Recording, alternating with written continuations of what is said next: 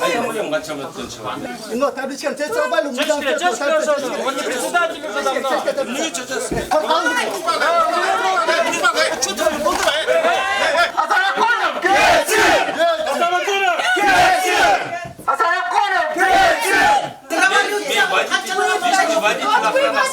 А что вы стоите?